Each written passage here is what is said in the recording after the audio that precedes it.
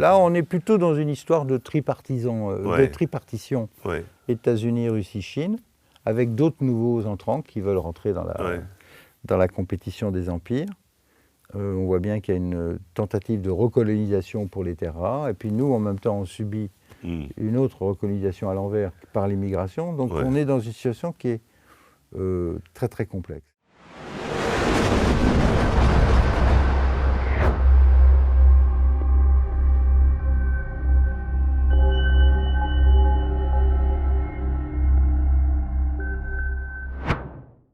Bonjour à tous, chers abonnés d'Omerta, chers abonnés de notre application et chers abonnés de notre chaîne YouTube qui êtes toujours plus nombreux à revenir chaque semaine nous rendre visite. Bienvenue pour une nouvelle édition du Grand Entretien. Aujourd'hui, je reçois un invité exceptionnel, Pierre Lelouch. Bonjour Pierre. Bonjour. Alors Pierre, vous êtes ancien député, vous avez été membre du gouvernement, vous êtes un spécialiste des relations internationales, vous avez été aussi diplomate. Vous sortez un livre qui s'appelle Engrenage, un mot terrible, aux éditions Odile Jacob, un mot qui qualifie la guerre en Ukraine, quand on lit... la guerre en Ukraine et le basculement du monde. Et le basculement du monde.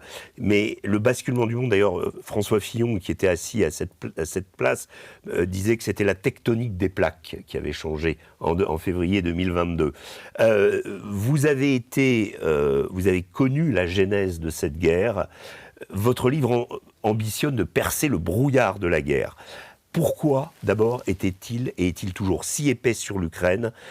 Qu'est-ce que ce conflit a de si particulier pour qu'on assiste à un tel déferlement de propagande, de récits biaisés, superficiels, et qu'on a du mal à y voir clair ?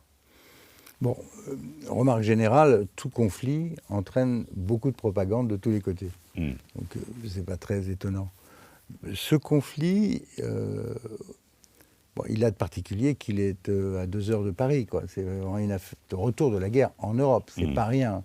Et ça fait remonter à la surface ce qui s'est passé en 39-40. Donc beaucoup de gens ont tout de suite vu que cette affaire, c'était à nouveau Churchill contre Hitler, quoi. Donc on rejoue ce film-là. Donc ça donne une déferlante dans la presse occidentale qui a étouffé des complexités extrêmement lourdes dans cette histoire entre le peuple ukrainien, le peuple russe. Et ça, dans le livre, j'explique la genèse de toute cette histoire. Je crois que, vous me dites pourquoi il y a eu autant de brouillard. D'abord parce que le retour de la guerre se situe au cœur de l'Europe, au centre de l'Europe. Et Mackinder disait, qui contrôle le centre de l'Europe contrôle l'Europe, et qui contrôle l'Europe contrôle l'ensemble de l'Eurasie. Et donc ce qui se joue, c'est qui va prendre cet espace entre l'Allemagne et la Russie. Ça a toujours été le point névralgique de la géopolitique en Europe. C'est le point de passage, c'est ce que Timothy Snyder appelait la terre du sang, les terres de sang. C'est là où il y a le plus grand massacre, notamment de juifs, mais pas seulement. Ça, c'est le premier point. Le deuxième point, c'est que cette guerre, elle a immédiatement métastasé partout. Et l'utilisation de la violence à ce niveau de violence, on arrive à la 5e année de guerre, là, dans quelques semaines, on rentre dans la 5e année. C'est plus long pour les Russes que la Deuxième Guerre mondiale. Oui, c'est vrai. Et 1,5 million de tués et de blessés des deux côtés. C'est absolument gigantesque. C'est une ligne de front de 1200 km. 1 million de soldats déployés. C'est incroyable pour ceux qui avaient vécu la guerre froide et l'idée qu'on ne toucherait plus à rien. Ben si, on touche justement. Elle était évitable, cette guerre. Moi, je ne cessais de dire que ça pouvait être évité, y compris dans les jours qui ont précédé l'invasion. Car le problème, on le connaissait depuis l'automne 91, donc juste avant la dislocation de l'ex-URSS et l'indépendance de l'Ukraine. La question de savoir comment se passerait la relation entre l'Ukraine et la Russie, c'était la question clé. Les Russes voulaient garder l'Ukraine dans le giron, dans une communauté d'États, etc. Et puis, en Ukraine, pays très complexe, avec une partie russophone, d'origine russe, colonisée par Catherine II, aussi bien la Crimée que le Donbass, puis une partie ouest, autour de Lviv, etc., qui, lui, est cette partie-là très influencée par 600 ans quand même de présence polonaise, sans parler... l'Empire austro-hongrois aussi. Bien sûr, et sans parler aussi des Scandinaves et de l'Allemagne. Donc cette partie occidentale de l'Ukraine est très européenne, l'autre partie est moins européenne. Et donc c'est une relation très complexe, y compris dans la littérature, dans les arts, dans les familles. Il y a beaucoup de mariages entre Ukrainiens et Russes. Donc c'est juste très complexe et c'est pas du tout le scénario 39-40 à mon avis. C'est bien plus avec l'évolution de la guerre, parce que la guerre c'est jamais linéaire. Une guerre elle change avec le temps, avec les technologies. Regardez la place des drones aujourd'hui dans la guerre. Cette guerre a changé la guerre. Voilà, la guerre évolue avec la technologie, elle change.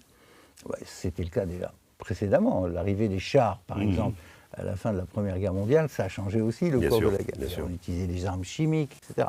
Donc cette guerre, elle a changé, elle a évolué, et elle a des retombées partout, de façon très nette.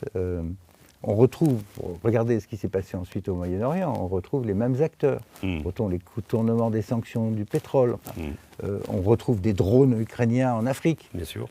Contre les forces de Wagner. Enfin, Wagner, voilà. Ouais. Donc tout ça est essaimé, si j'ose dire. La guerre est essaimée partout, nombre de conflits considérable, nombre de gens bougés considérable. On est dans cette situation-là, et malheureusement, sans perspective immédiate d'en sortir, alors que depuis au moins 2 ans, tout le monde sait que les bases de la solution sont là. Je me souviens que le chef d'état-major américain à l'époque, le général Milley, et le chef d'état-major ukrainien avait dit fin 2022, Zaloujny, qui ensuite a été déménagé pour ça d'ailleurs à l'ambassade de Londres, l'Ukraine ne peut pas regagner militairement les territoires occupés par les Russes. Donc il n'y a pas de victoire militaire possible pour l'Ukraine.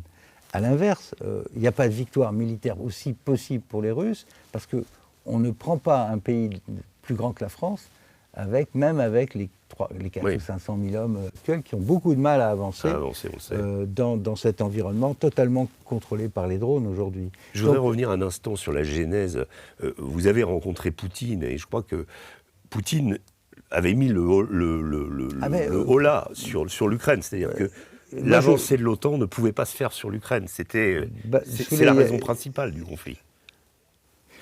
La raison principale du conflit, c'est que les relations entre les Américains et les Russes, et les Occidentaux et les Russes, se sont détériorées. Dès le début, dès l'indépendance ukrainienne, il y avait des problèmes sur la table. Les Russes voulaient garder l'Ukraine dans le giron avec la Biélorussie. Les Ukrainiens ne voulaient pas. Et puis, il y avait quand même des problèmes très, très complexes. 5000 armes nucléaires soviétiques étaient encore sur le territoire ukrainien. Et la grande trouille de tout le monde à l'époque, c'était que certains en Ukraine puissent les vendre. Notamment au Moyen-Orient et ailleurs. Donc il fallait mettre le contrôle sur ces armes et les renvoyer en Russie. Ce que ne voulaient pas les Ukrainiens. Ils avaient bien compris que c'était leur assurance vie, sauf qu'on les a forcés. Et donc il y a eu l'accord de Budapest 4 ans après, en 1994. En 1994, les Ukrainiens acceptent de rendre ces armes, entre guillemets, rendre à la Russie, État successeur de l'URSS. En plus, ils ont l'obligation de rejoindre le traité de non-prolifération, et en échange, ils ont les fameuses garanties de sécurité dont on parle tellement aujourd'hui. C'était quoi ces garanties de sécurité? Dans mon livre, je publie la lettre de François Mitterrand, donc il y avait les garanties des 5 grands, et la lettre de François Mitterrand tient en un paragraphe: si jamais il se passe quelque chose, on ira au Conseil de sécurité. Autrement dit, ça ne valait rien du tout. Et c'est pour ça qu'aujourd'hui, Zelensky insiste sur des garanties de sécurité. C'est une des clés de l'accord. De la négociation. L'autre grand dossier qu'il y avait sur la table, c'était le sort de la flotte russe à Sébastopol, donc en Crimée. Et moi, j'ai vu les bateaux ukrainiens et russes amarrés l'un à côté de l'autre. C'était une époque où ça avait été réglé. Mais ensuite, il y a eu, le grand ratage de la révolution libérale russe dans les années 90. Il faut dire qu'on ne les a pas beaucoup aidés non plus. Mitterrand avait essayé de convaincre les Américains d'aider les Russes, mais les Américains avaient d'autres chats à fouetter, il y avait d'autres sujets. Et globalement, on considérait que la question russe était réglée. C'était un pays puissance moyenne, comme allait dire plus tard. Obama disait c'est puissance. Et mon ami, le sénateur McCain, disait la Russie, c'est une espèce de grosse station-service avec des bombes atomiques. Donc il y avait une espèce de mépris qui a été très mal pris par quelqu'un qui arrive au pouvoir à la fin des années 2000. Voilà. Il arrive au pouvoir en 99-2000, c'est Poutine. Et Poutine n'a qu'un objectif, c'est redonner à la Russie sa place de superpuissance à l'égalité avec, c'est leur obsession, des États-Unis. Et alors Poutine, qu'est-ce qu'il vous dit quand on parle de lui? Bon, il y a eu... Vous le rencontrez? Oui, alors bien sûr. Ça se passe assez mal avec l'Ukraine dès 2003, puisque c'est Yushchenko, au bout de trois élections, il réussit à être président, en se faisant empoisonner par le KGB, enfin... Très, très rock'n'roll, cette période. Qui là vient d'être accusé de corruption, là, Yulia Yushchenko. Ah non. Ah non, vous parliez de... Non. Yushchenko, c'est celui qui a été grêlé par... Pardon. Vous savez pas. Non. Là où vous parlez, c'est de Madame Tymoshenko. Tymoshenko, pardon. Qui a été en prison, en effet, à un moment, pour corruption, qui était connue comme la Madame le Gaz. C'est elle qui prenait le gaz russe. C'est ça. Les commissions. Mais elle est à nouveau sur la sellette. La corruption, malheureusement, c'était une espèce de donnée en Ukraine. Et les Russes en profitaient, bien sûr. Pour garder la main dessus. Arrive 2003, donc la première élection présidentielle des révolutions oranges. Yushchenko est élu. Et puis la deuxième arrivera. Alors après, ils se disputent pendant une dizaine d'années. Il faut bien voir que ça a été extrêmement mal géré, l'indépendance ukrainienne. Plus de 10 millions d'Ukrainiens sont partis, ils crevaient de faim quand même. Uniquement par mauvaise gestion et corruption. Et puis arrive 2013, 10 ans plus tard, donc 2013-2014, le renversement du pro-russe Yanukovych et le deuxième Maïdan, où j'étais également. Et juste au milieu de ça, il y avait une troïka européenne qui essayait de signer un accord d'association avec l'Ukraine. Et c'est à ce moment-là où j'accompagne Fillon à Valdai, que j'ai un tête-à-tête avec Poutine, et je lui demande « Mais qu'est-ce que vous allez faire de l'Ukraine ?» Et il me dit « L'Ukraine ne partira jamais, et si elle part, je la détruirai. » Et même chez ce qu'il faut comprendre, c'est que même des gens comme Solzhenitsyn n'imaginaient pas une seconde que l'Ukraine quitte le giron russe. En tout cas, certainement pas la partie qu'ils appellent Novorossia, c'est-à-dire le Donbass et la Crimée considérés comme russes. Le reste, on veut bien, c'était polonais. Mais pour je ne connais pas de Russes qui ne considèrent pas que c'est... L'Est du Dniepr. Voilà. Et donc, même Navalny, avant d'être tragiquement emprisonné et ensuite tué, Navalny lui-même... Il avait soutenu l'annexion de la Crimée, d'ailleurs. Absolument. Donc voilà, cette situation-là. Donc arrive au milieu de tout ça, Poutine, qui commence à alerter les Occidentaux en disant « Votre système unipolaire, ça ne marche pas ». Il y a ce discours à Munich en 2007 où il surprend tout le monde en étant extrêmement virulent contre les Américains, alors que les Américains pensaient que c'était réglé. Alors, tout le monde le regarde d'un air incrédule. Et puis arrive l'année suivante, le sommet de Bucarest, où là, le fils Bush, contrairement à son père, le père, comme Mitterrand, ne voulait pas d'Ukraine séparée de la Russie. Vous avez compris qu'il y avait là une source de guerre. Le fils, lui, voulait terminer son mandat en terminant l'élargissement aux frontières de la Russie avec l'Ukraine et la Géorgie. Et donc, à l'issue du sommet, pendant le sommet, Sarkozy et Merkel disent à Bush, il ne faut pas faire ça parce qu'il y aura la guerre. Et puis après, ça se termine par un communiqué alambiqué où on dit que l'Ukraine et la Géorgie ont vocation à rentrer dans l'OTAN, mais pas tout de suite. Autrement dit, les Russes sont convaincus que ces deux pays vont rentrer dans l'OTAN, mais les deux pays ne sont pas protégés. 4 mois plus tard, l'armée russe rentre en Géorgie, Nicolas Sarkozy interrompt ses vacances et se précipite à Moscou, puis à Tbilissi pour arrêter le conflit. Mais les Russes montrent à ce moment-là que l'élargissement de l'OTAN à ces deux pays est inacceptable. Bon, on n'a pas voulu écouter et on n'a pas voulu non plus essayer de rebâtir autre chose. Il y a eu une période où, après la révolution russe, la fin de l'URSS, il y a eu un moment de grand espoir où on s'est dit qu'on pouvait peut-être construire un autre système de sécurité en Europe. Quand le pacte de Varsovie est tombé, c'était l'idée gaullienne de la Grande Europe, c'était la maison commune. Je pense que même Poutine n'était pas hostile à l'OTAN. Bien sûr, au début.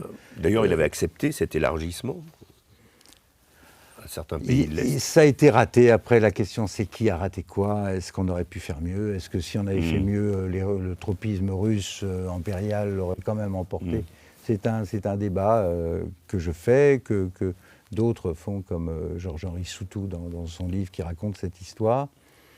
Toujours est-il que, voilà, on se retrouve dans une situation de guerre qui était prévisible, qui était aussi stoppable si on avait pris la décision par exemple, de s'intéresser au statut de l'Ukraine. Neutralité ou pas neutralité, un pont entre les deux ou pas.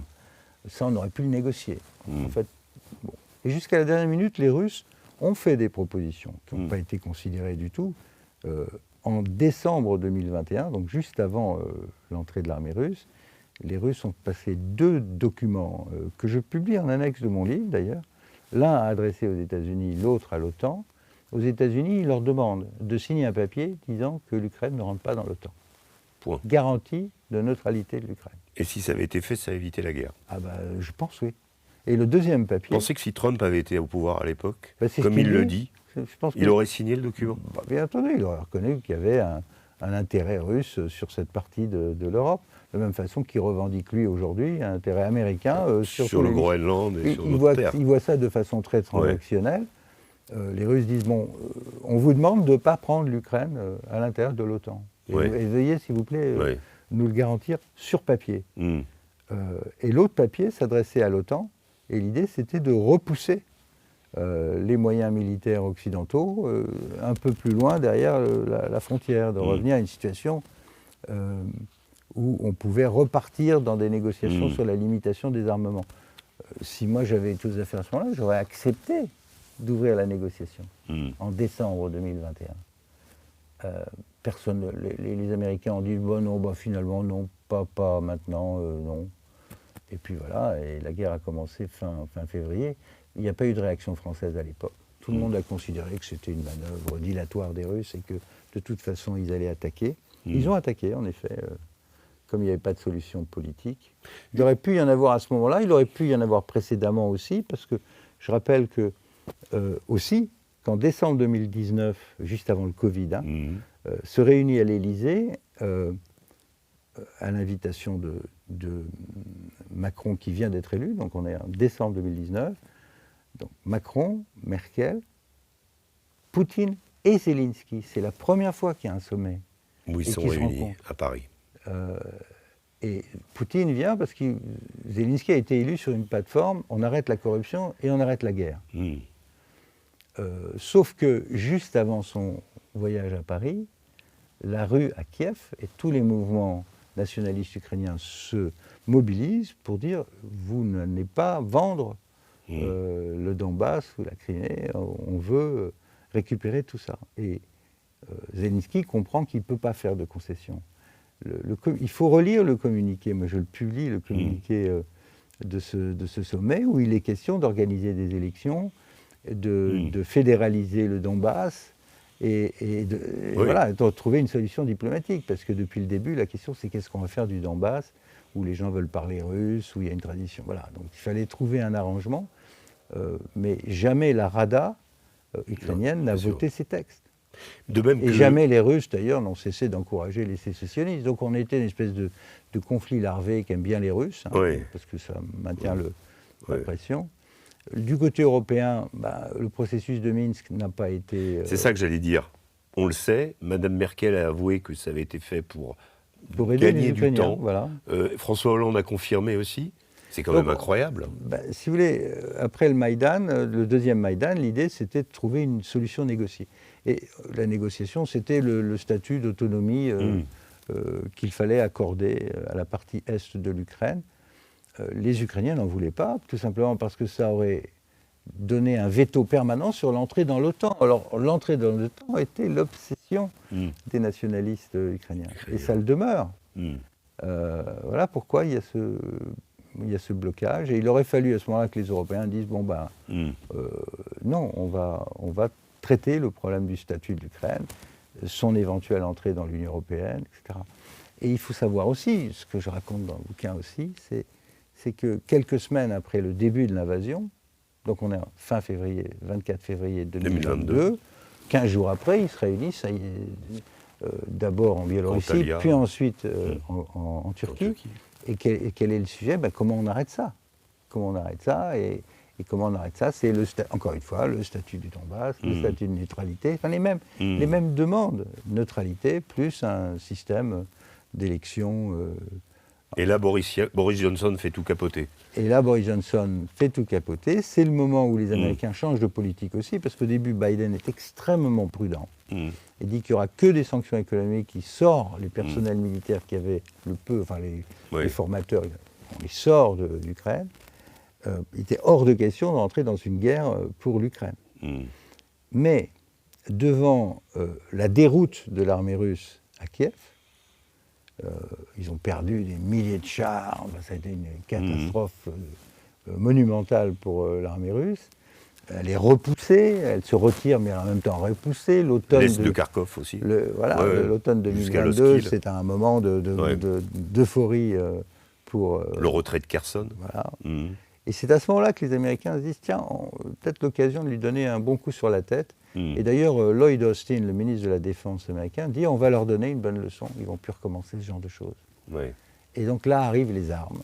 Les HIMARS d'abord. Voilà. Et petit bout par petit bout, parce qu'il ne faut pas non plus déclencher une guerre atomique. Les chars lourds à l'automne. Voilà, toutes les questions sur les avions, les chars, etc.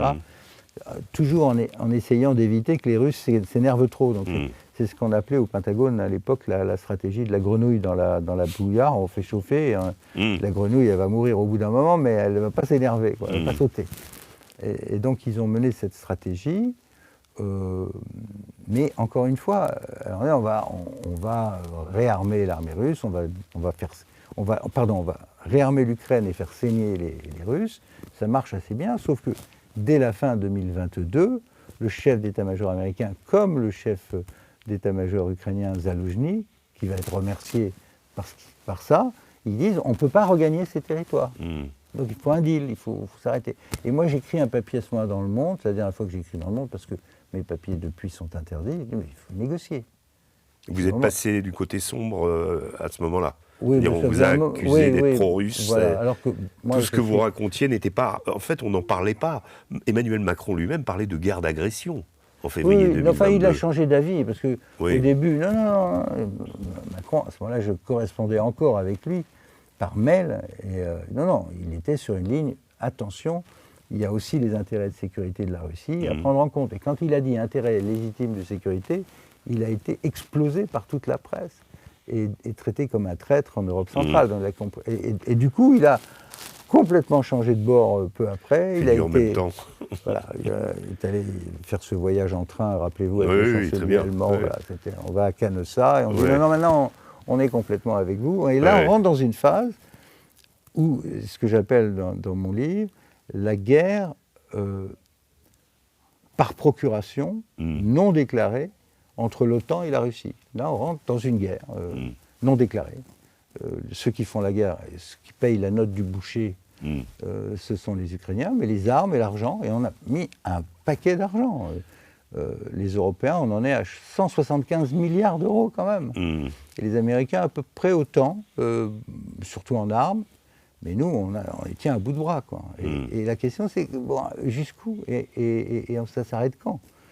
Parce que l'autre aspect donc la guerre, elle ouvre cette question fondamentale de qui possède l'espace entre l'Allemagne et la Russie. Comment stabiliser cette zone qui est cruciale pour la paix en Europe, mais surtout pour l'organisation de tout le continent eurasiatique.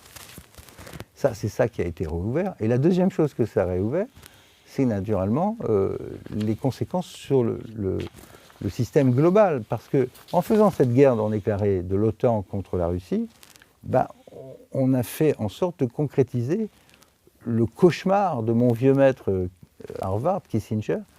Son cauchemar, c'était une alliance entre la Chine et la Russie. Tout ce qu'il a essayé de faire à l'époque, rappelez-vous, c'était de sortir la Chine. Il partait aussi, c'est vrai, en 69, il y avait un conflit quasi militaire entre la Russie et la Chine. Tout le monde a oublié.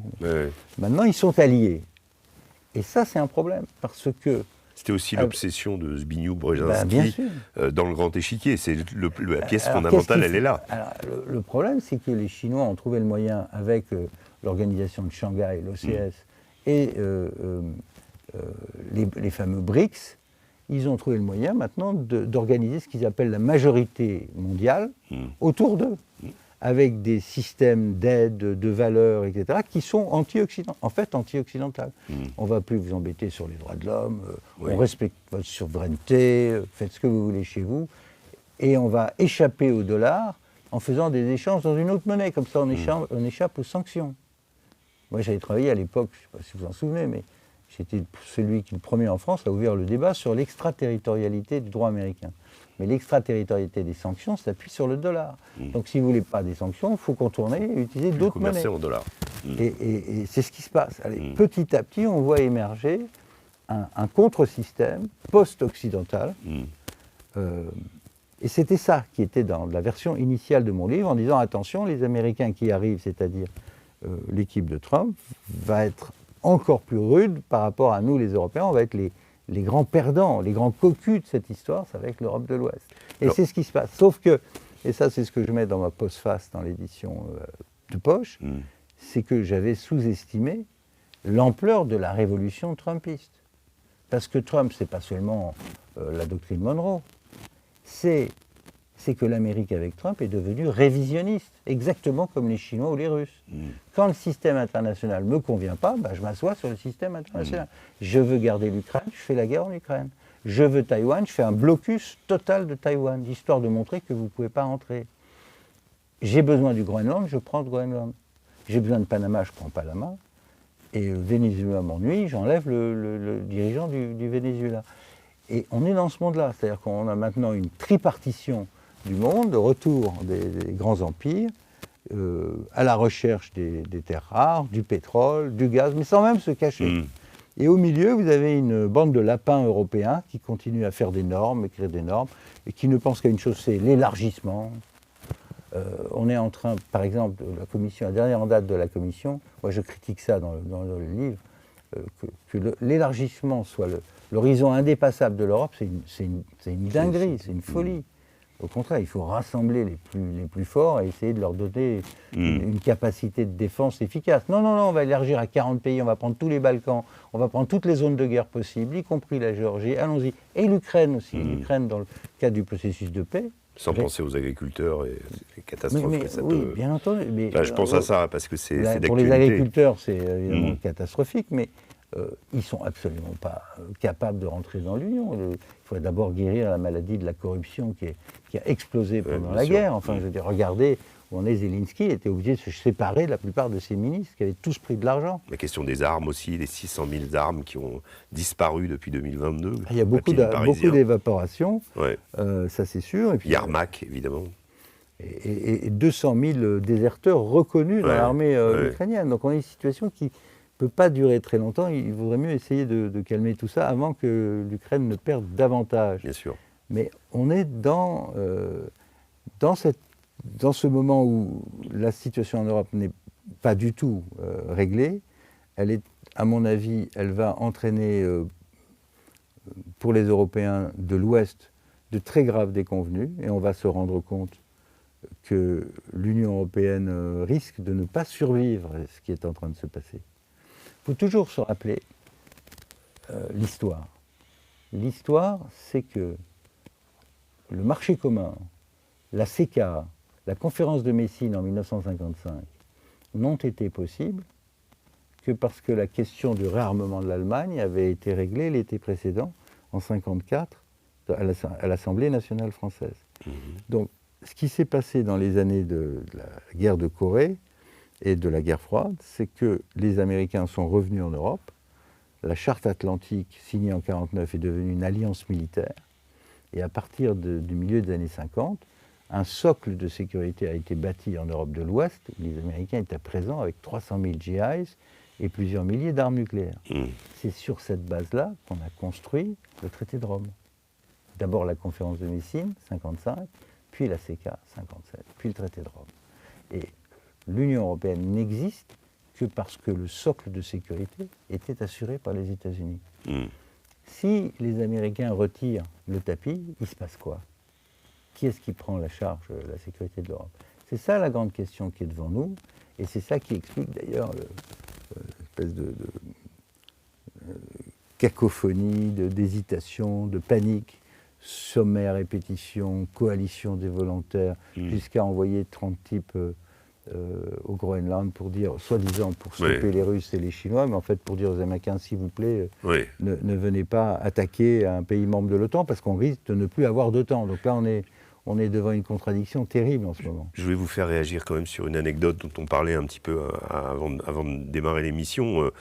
La date du G7, donc, qui va avoir lieu en France, a été décalée pour d'aménager, parce que Donald Trump assiste à une compétition de MMA pour son anniversaire à la Maison-Blanche. Voilà. Et donc vous avez un communiqué de l'Élysée très discret qui dit que finalement on va décaler d'une journée. Ça va être 17-19, je crois, au lieu de 15 ou 16 janvier. Voilà, sans explication.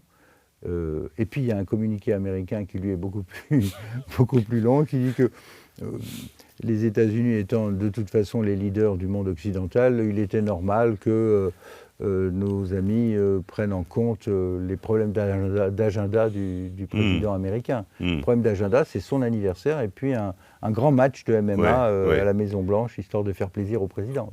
Et tout le monde se couche. Quant au dossier d'actualité très chaud aujourd'hui au Groenland, c'est très amusant aussi. Moi, qui était président de l'Assemblée de l'OTAN quand même, un tout petit peu la boutique, c'est assez cocasse d'être dans une situation où on envoie des soldats pour dissuader les Américains d'arriver quand même, tout en disant que ces soldats ne sont pas là pour ça. Alors que les Américains sont déjà là, ils ont une base. Je vais vous en dire un mot de là-bas. Non, c'est un truc de fou, parce qu'on envoie des types, très peu, une trentaine de soldats. 15 Anglais, Français, 13 Allemands, 2 Norvégiens. Voilà. Mais pour dire aux Américains, bon alors ceux-là, ils sont censés protéger le Groenland contre les Chinois et les Russes, officiellement. Mais en réalité, c'est pour dire aux Américains, s'il vous plaît, ne venez pas attaquer. Imaginez que l'autre passe outre. On va demander l'article 5 contre le leader de la guerre. C'est une situation presque inédite, parce qu'il y a quand même la guerre entre la Turquie et la Grèce au sujet de Chypre, qui étaient deux puissances de l'OTAN. Bien sûr. Mais pas mêlant le président des États-Unis. Non, bien sûr. Ouais. Donc c'est très... Bon, en plus, Chypre n'est pas dans l'Alliance. Non. Mais le Groenland, j'ai découvert ça, a voté en 1982, lors d'un référendum, a voté à 53% contre son adhésion à l'Union européenne. Donc quand on dit que les intérêts stratégiques, comme le dit Jean-Noël Barrot, de l'Union européenne, c'est le Groenland, c'est pas vrai. Enfin, la population avait voté contre. C'est une longue histoire. Le Pentagone a toujours revendiqué le Groenland, parce qu'il savait très bien que c'est une zone stratégique. Il y avait plein de bases américaines pendant la Deuxième Guerre mondiale. Oui, même avant. Il y avait même les Allemands essayaient d'y prendre pied, d'y mettre pied pour des stations météo. Et c'est là que passaient les sous-marins. Voilà. Donc, pendant la guerre froide, il y a eu plusieurs choses que j'ai révélées d'ailleurs sur CNews. Je me suis beaucoup amusé. La première, c'est que la base au nord de Thulé, Pitufik. Voilà, Pitufik en langage inuit. Cette base-là a connu un léger incident en janvier 1968. Un B-52 porteur de 4 bombes thermonucléaires s'est craché à l'atterrissage à Thulé. Les Américains ont retrouvé 3 bombes, la 4e est toujours dans la glace. Et dans le musée ce qui tient lieu de musée dans cette base américaine, il y a encore la porte du B-52 en question. Il y a eu un feu, heureusement ça n'a pas déclenché la réaction thermonucléaire, mais enfin la bombe elle est toujours dans le sol, et il y a eu des radiations à cause de l'incendie de l'avion dont personne n'a parlé. Les Danois non plus. Donc les Inuits ont déjà payé ce prix-là. Et puis alors il s'est passé une deuxième chose au Groenland, à peu près en même temps. À partir de 1959-60, les Américains décident, tenez-vous bien, de construire une base de missiles sol-sol nucléaires au Groenland. Donc, dans des tunnels souterrains, sous la glace. Et ils construisent une deuxième base qui s'appelle le Camp Century, sur un territoire, tenez-vous bien, qui fait 3 fois la taille du Danemark, avec 600 missiles espacés de 6 km. Et dans la base, il y avait tout, une chapelle, un magasin, tout, et un réacteur nucléaire pour faire marcher l'ensemble.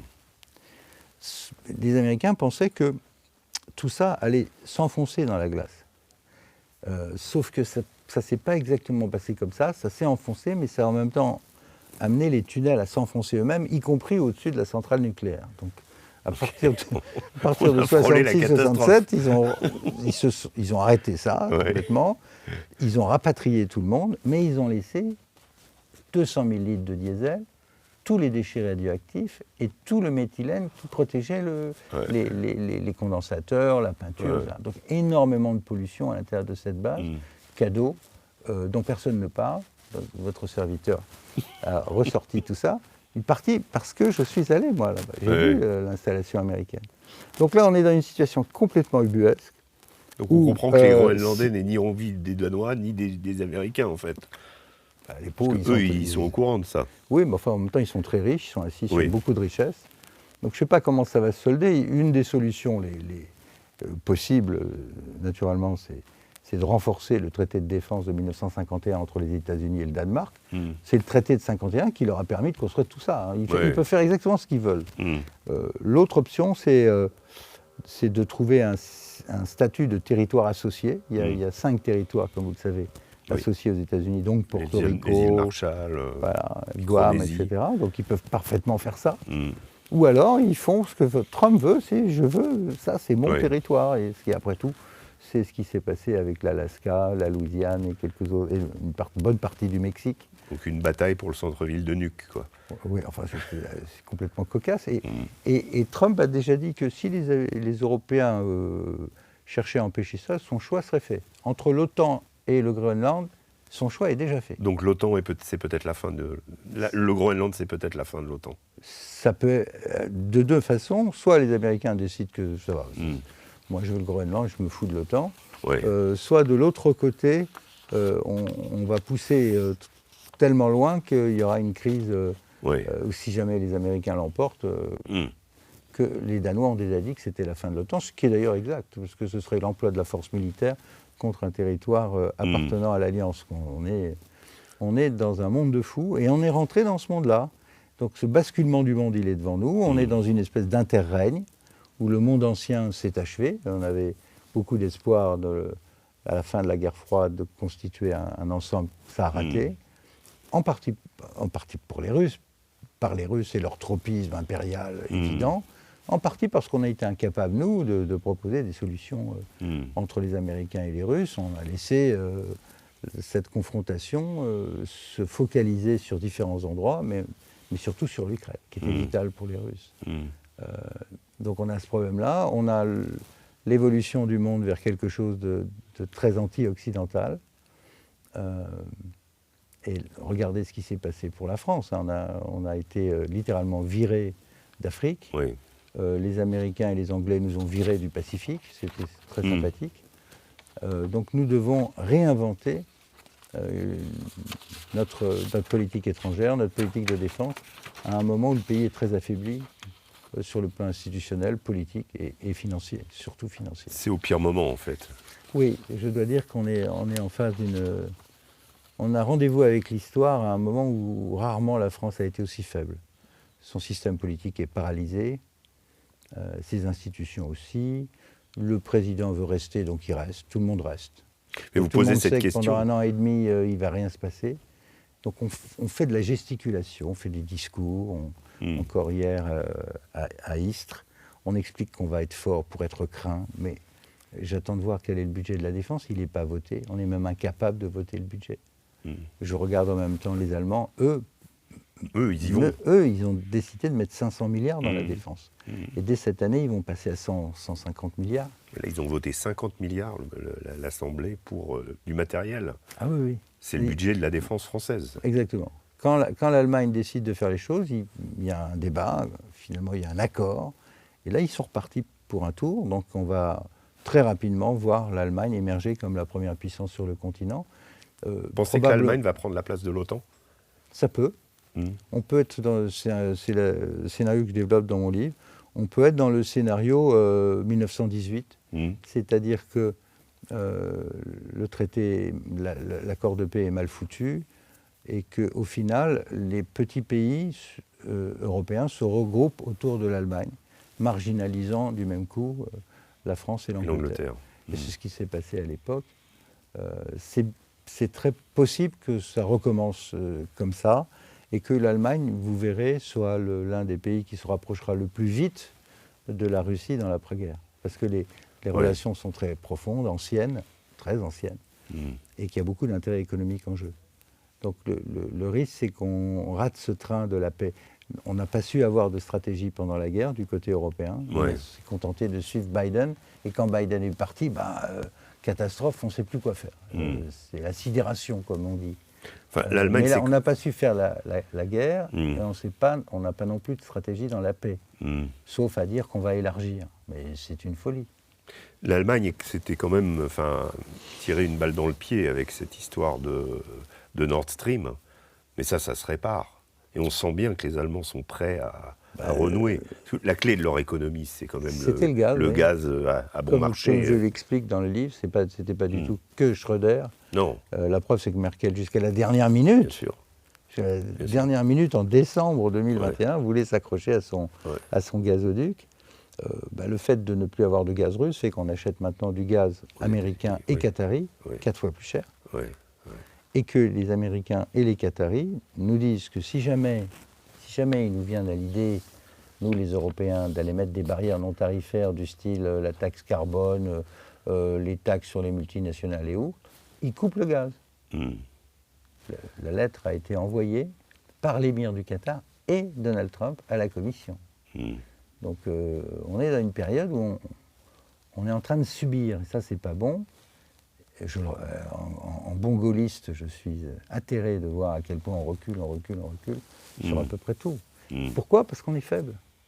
Il nous reste quand même une dernière question, parce que je sais que votre temps est compté.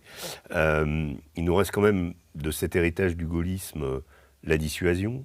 Une armée française qui, même si elle est squelettique, a quand même participé à vous évoquiez l'Afghanistan, l'Afrique, on a quand même une expérience. C'est pas les hommes qui sont en cause.